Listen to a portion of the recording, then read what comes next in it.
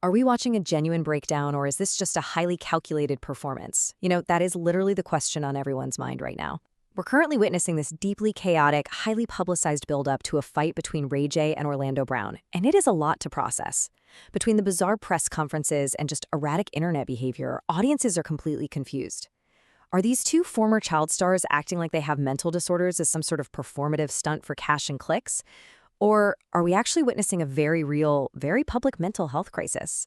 Welcome to This Explainer. Today, we're going to look way past the viral headlines and the shocking clips flooding your feed. We're going to analyze the conflict between these two celebrities through a much broader psychological and cultural lens.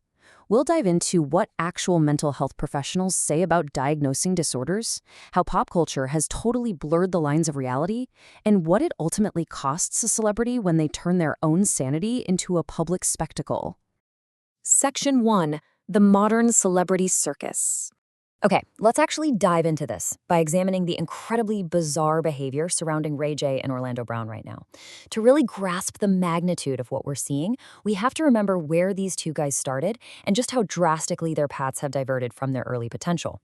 Both men started out as highly beloved, remarkably talented child stars. Orlando Brown was a staple of our childhoods. He was in Major Payne, Family Matters, and of course he starred as Eddie Thomas on Disney's massive hit That's So Raven. And Ray J? He grew up in a musically gifted family, starred in The Sinbad Show and Moesha, and later produced multi-platinum hits like Sexy Can I.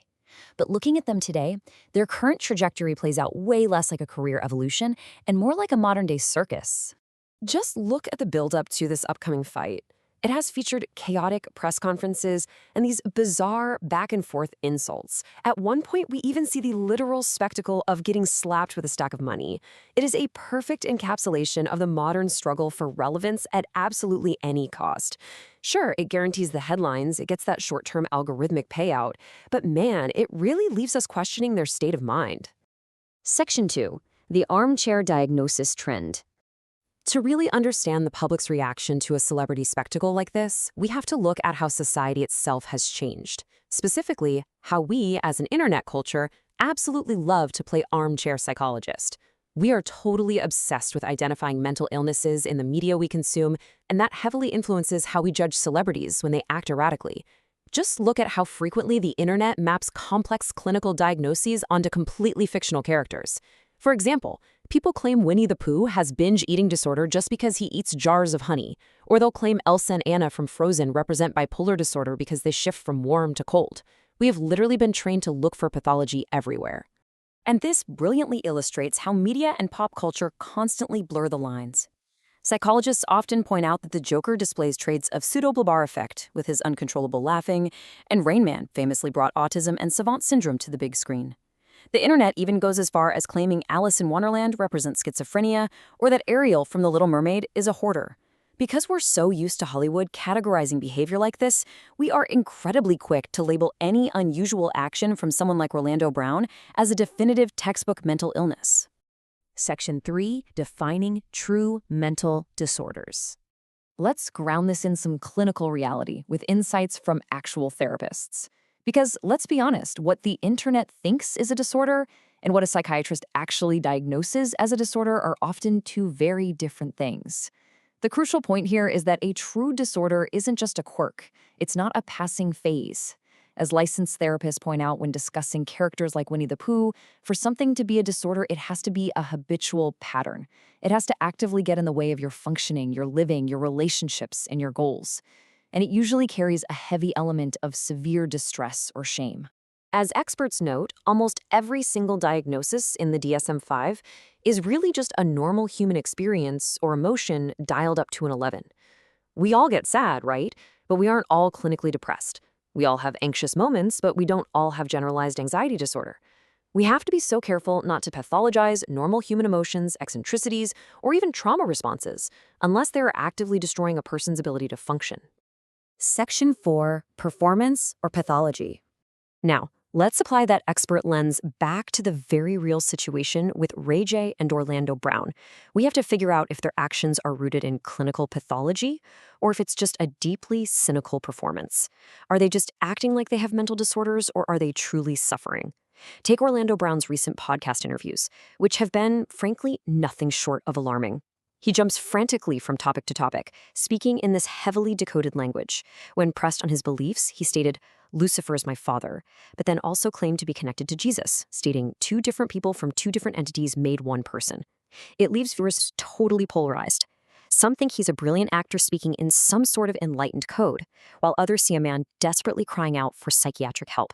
However, contrasting that performative, viral internet persona, his actual friends have publicly shared a much more sobering reality. On an episode of Dr. Phil, a friend of Orlando's noted that his whole life is in shambles, revealing that he was homeless, alienating his support system, and that friends were desperately trying to save his life. This isn't just a quirky internet performance, guys. This points directly to that clinical breakdown in daily functioning we talked about a minute ago. So we are watching a massive collision here. On one side, we have Orlando Brown, who has been in the industry since he was a literal child and has clearly endured significant, life-altering trauma that manifests in these erratic interviews. On the other side, we have Ray J, who is dealing with what appears to be a massive identity crisis. After his music career cooled down and facing some embarrassing internet moments, Ray J is in a desperate pursuit of relevance. He seems willing to do absolutely anything, even fight a clearly troubled man, just to stay in the spotlight. If you want to see the stark difference between exploitation and true transparency, just look at how other celebrities handle mental health. Pop royalty Mariah Carey lived in denial and isolation for 17 years after a 2001 breakdown before she bravely revealed her bipolar II diagnosis to the world. Demi Lovato has been completely transparent about her bipolar disorder and addiction. They shared their truth to lift stigmas and help others not feel alone. Ray J and Orlando, on the other hand, they're using erratic behavior to fuel a viral spectacle. Section 5. The cost of the spectacle. Finally, we have to look at the ultimate price these stars pay for treating their lives and potentially their mental sanity like a sideshow attraction. What is the real cost of this modern celebrity circus? Well, by participating in this, yeah, they might get a quick check, but they are completely destroying their long-term brand equity. Instead of being remembered for the iconic shows and the hit music that made them famous, they're erasing those beloved childhood acting legacies. They're replacing their dignity with desperation, and they risk cementing a legacy defined entirely by public embarrassment and cheap internet shock value. Which brings us to our final thought. Mental health awareness is incredibly important in today's draining world. But as you watch the headlines roll in for this fight, and you see the bizarre clips flooding your feed, you really have to ask yourself, are we, the audience, complicit? By clicking, watching, and laughing, are we merely funding the exploitation of a child star's mental sanity, all disguised as entertainment? It's something we all need to seriously think about the next time the algorithm serves us up a celebrity breakdown. Thanks so much for joining me on this explainer, and I'll catch you next time.